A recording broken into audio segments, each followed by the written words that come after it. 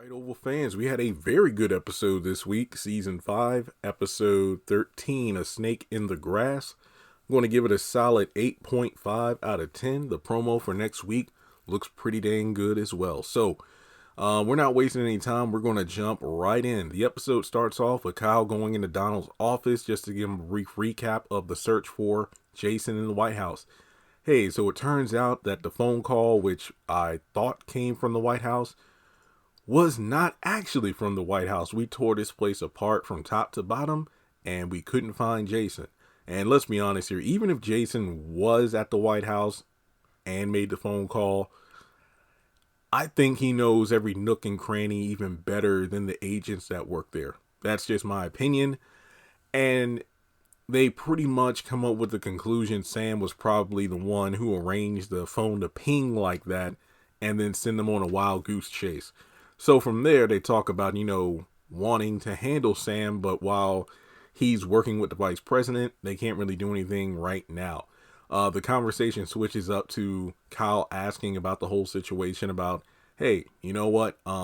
Your wife let the officer go, and the first lady was locked out of the residency. What's up with that? And he reveals the affair with the vice president, and Kyle asks, wait, so did you have anything to do with that? Because the president thinks you do. He's like, I'm going home, Kyle. So he knows to avoid Victoria because she's walking around trying to find Donald. And, later in the episode, we have a funny moment with these two over the phone. Now we jump over to Alan's apartment and Jason just can't take a hint. Apparently this boy is Peter Parker because he pulled a Spider-Man and climbed up the side wall of Alan's apartment in order to sneak in through the window, I guess. Dale overhears the commotion, sees that it's the first son, and he wants to get the heck out of Dodge.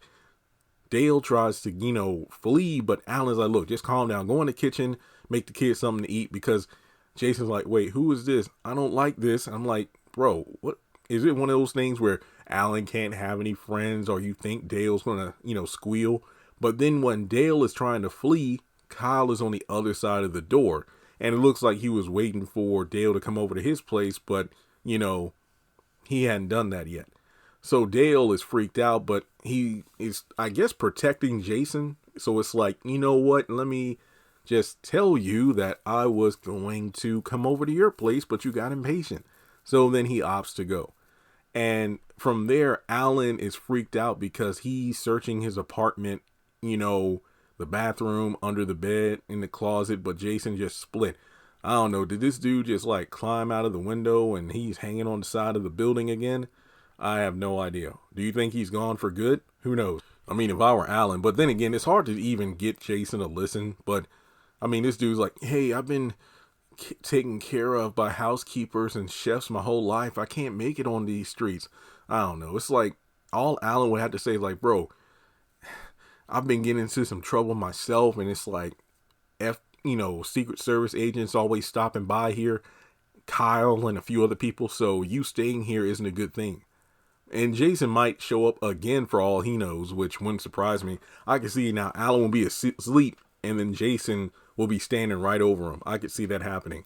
So then Donald gets home, and he sees the one agent he left in charge of Lily and the officer handcuffed and face cut up from that bottle that Lily smashed him in the head with.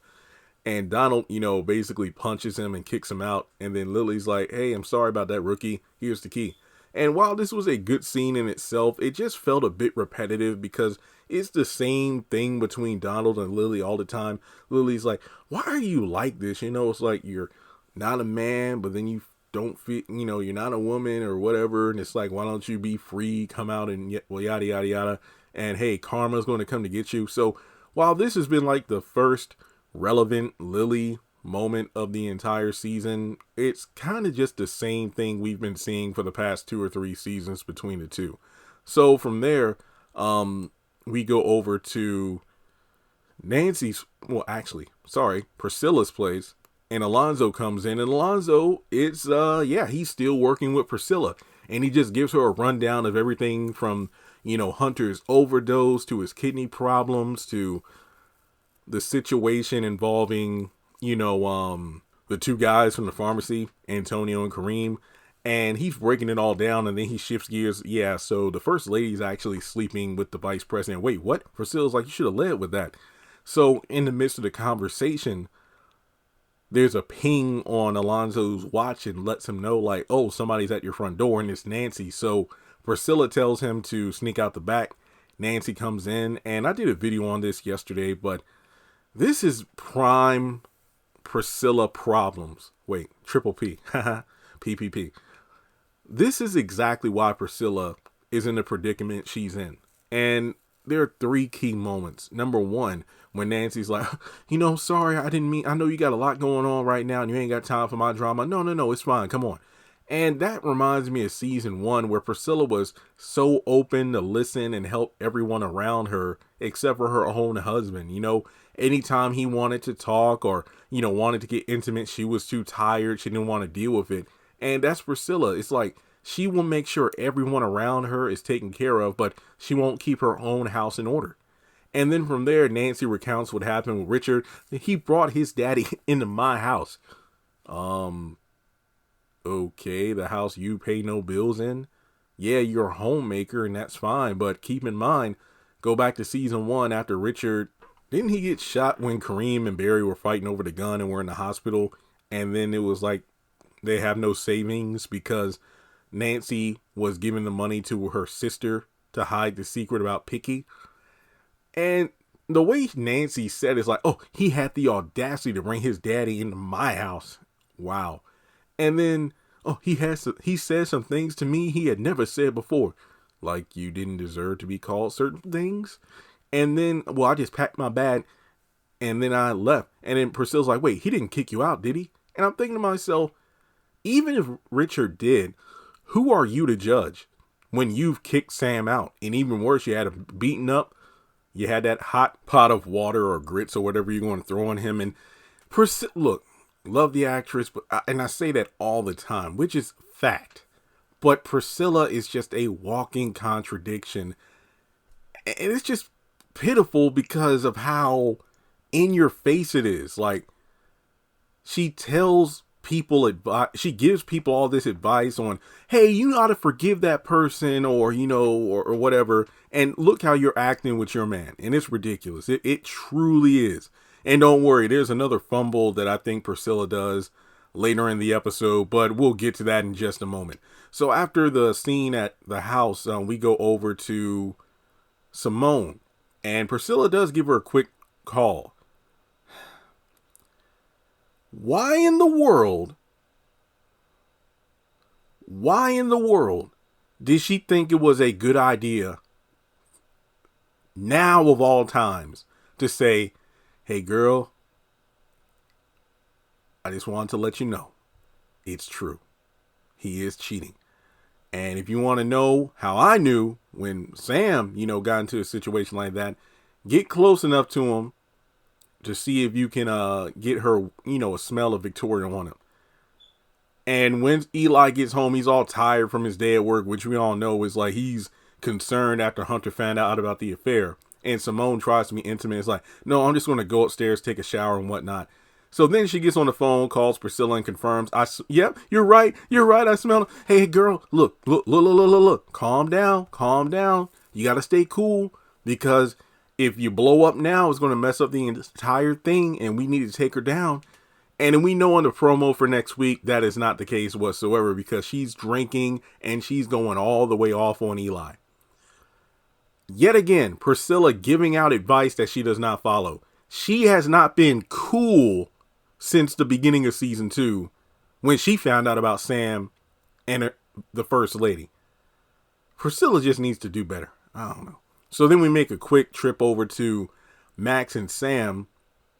And if I'm not mistaken, they're parked outside to where they can, the garage where Jason's bike was. And it's in the same area as Alan's apartment, the one place he would probably go.